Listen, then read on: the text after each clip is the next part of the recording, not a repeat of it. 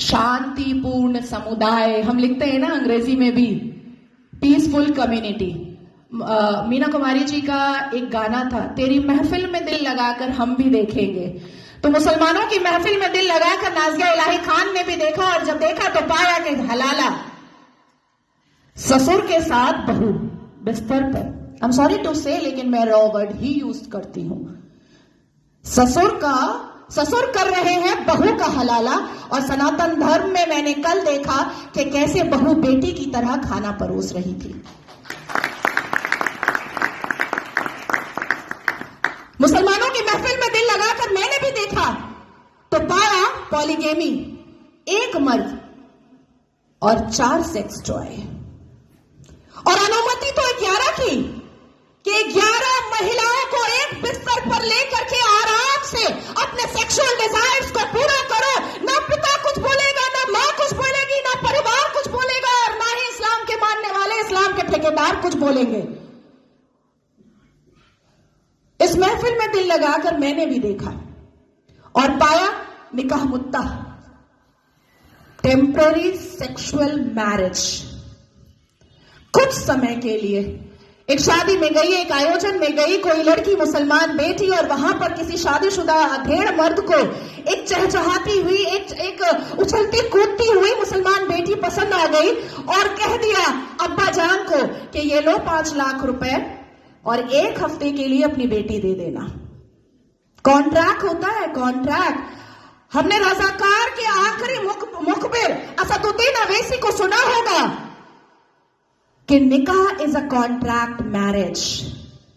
हमारा विवाह नहीं होता, हम 7 वचन नहीं लेते, ना आगे पति फेरे लेता है, ना पीछे पत्नी फेरे लेती है। हमारा तो कॉन्ट्रैक्ट होता है, हम तो एक डील में आते हैं। ये है। तो इस महफिल में जब दिल लगाया और भीतर से, तो पाया कि निकाह मस्यार भी होता है। निकाह मस्यार कैसा होता है कि 1 लाख रुपए पर 1 महीना लड़की रहेगी, और सुबह किस वक्त कौन सा सूरज निकलेगा और शौहर छोड़ करके भाग जाएगा, पलटकर पूछना नहीं है, क्योंकि मस्यार निकाह में है कि तुम कहां भागे हो ये जानना नहीं है।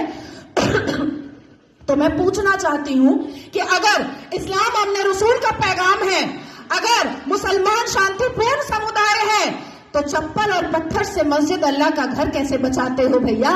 कैसे?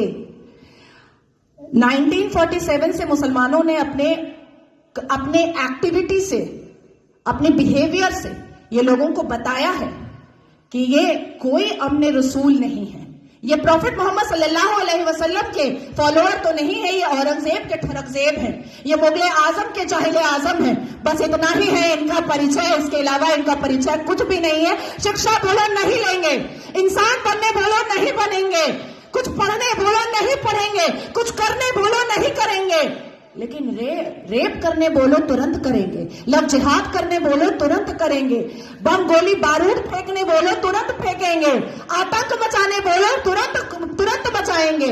आखिर क्या है इस समुदाय में जो एक समुदाय पूरे दुनिया के सारे धर्म वालों को परेशान करके रखा है?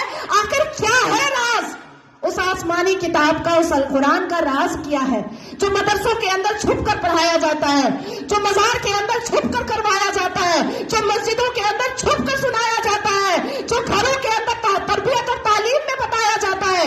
क्या है उसका राज? क्यों कहते हैं मुसलमान घर में अंदर ही जब बेटी छोटी सी होती है और बच्चा छोटा सा होता है, प्रसाद नहीं खाना हराम है, आप ही चले जाते हैं सवैयां खाने।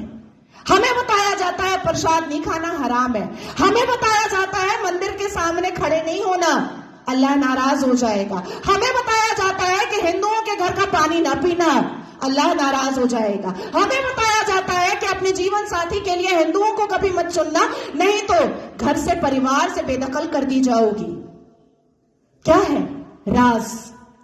उस राज को खोलना चाहिए। मैं जानती हूं कि सनातन धर्म के लोग जिस हिसाब से अपने रामायण, महाभारत, श्रीमद् भगवद गीता को पढ़ते हैं, उनके अंदर शांति होती है, उनके अंदर इंसानियत होती है, उनके अंदर माफी की तलबगारी होती है, मैं जानती हूं। लेकिन जिस गली जाना नहीं है उसका पता अब पूछना पड़ेगा। अपनी बेटियों को समझाना पड़ेगा कि कोई अब्दुल अच्छा नहीं है।